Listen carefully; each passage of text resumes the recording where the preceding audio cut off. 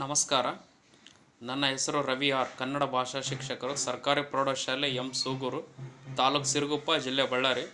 ಸ್ನೇಹಿತರೆ, ನಿನ್ನೆ ತಾನೇ ಶಿಕ್ಷಕ ಮಿತ್ರ ಅನ್ನುವಂತಹ ಒಂದು ಆ್ಯಪನ್ನು ಶಿಕ್ಷಕರಿಗೆ ಅನುಕೂಲ ಆಗುವಂತಹ ರೀತಿಯಲ್ಲಿ ನಮ್ಮ ಶಿಕ್ಷಣ ಇಲಾಖೆಯ ಘನ ಸರ್ಕಾರ ಬಿಡುಗಡೆ ಮಾಡಿದೆ.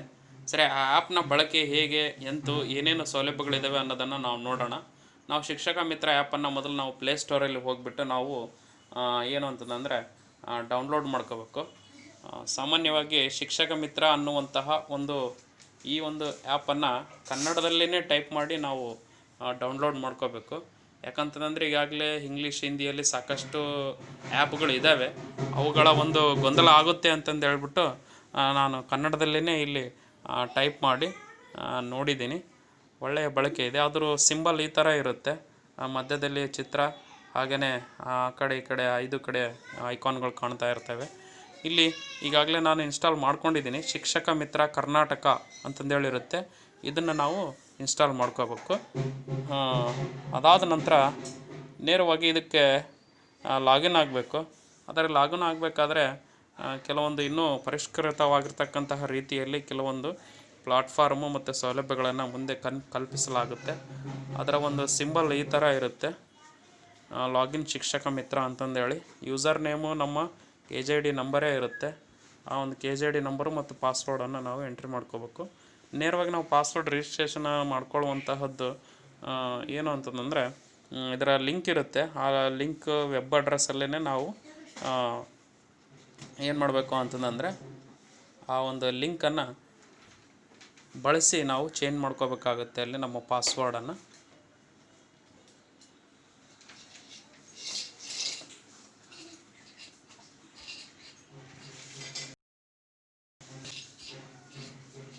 ಸರಿ, http://sts-karnataka.gov.in ಅಂತಂದೇಳಿ ಇರುತ್ತೆ, ಒಂದು ಲಿಂಕ್ ಇರುತ್ತೆ.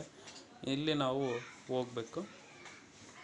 ಈ ಲಿಂಕ್ ಕ್ಲಿಕ್ ಮಾಡಿದಾಗ ಈ ಥರ ಸ್ಕ್ರೀನ್ ಓಪನ್ ಆಗುತ್ತೆ.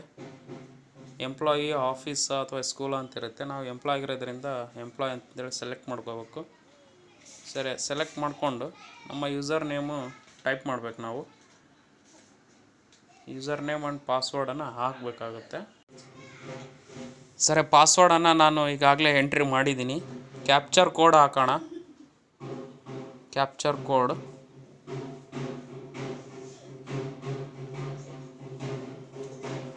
ಮಾಡಿಬಿಟ್ಟು ಲಾಗಿನ್ ಆಗೋಣ. ಲಾಗಿನ್ ಆದ ನಂತರ ಈ ಥರ ಬರುತ್ತೆ ನಮ್ಮದು. Shri Ravi R, KJD number ಸಮೇತ ಟೀಚರ್ಸ್ GHS ಎಂ ಸೂಗೂರು ಅಂತೇಳಿ ಬರುತ್ತೆ. ಇಲ್ಲಿ ಡ್ಯಾಶ್ ಬೋರ್ಡ್ ಇರುತ್ತೆ. ಇದರಲ್ಲಿ ನಮಗೆ ಏನೇನು ಸೌಲಭ್ಯಗಳಿದ್ದಾವೆ ಅನ್ನೋದನ್ನು ನಾವು ನೋಡ್ಬೋದು. ಎಂಪ್ಲಾಯಿ ಪ್ರೊಫೈಲ್ ಅಂತಿದೆ, ಪ್ರೊಫೈಲ್ ನೋಡ್ಕೋಬೋದು. ನೋಡೋಣ ನಮ್ಮ ಪ್ರೊಫೈಲ್ ಯಾವ ರೀತಿ ಇದೆ ಅಂತಂದೇಳಿ.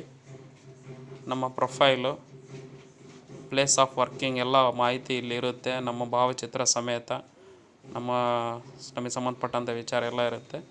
ಈ ಥರ ಎಲ್ಲವನ್ನು ನೋಡ್ಕೊಳ್ತಾ ಹೋಗ್ಬೋದು. ನಮ್ಮ ಕ್ವಾಲಿಫಿಕೇಷನ್ ಇರುತ್ತೆ.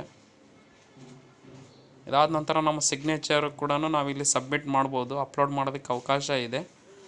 ಈ ಕೆಲವು ಅಂಶಗಳನ್ನು ಅಪ್ಡೇಟ್ ಮಾಡೋಕ್ಕೆ ಈಗ ಸದ್ಯಕ್ಕೆ ಅವಕಾಶ ಇಲ್ಲ. ಮುಂದಿನ ದಿನಗಳಲ್ಲಿ ಬಿಡ್ಬೋದು ಅದರ ವ್ಯವಸ್ಥೆಯನ್ನು ನಾವು ನೋಡ್ಬೋದು.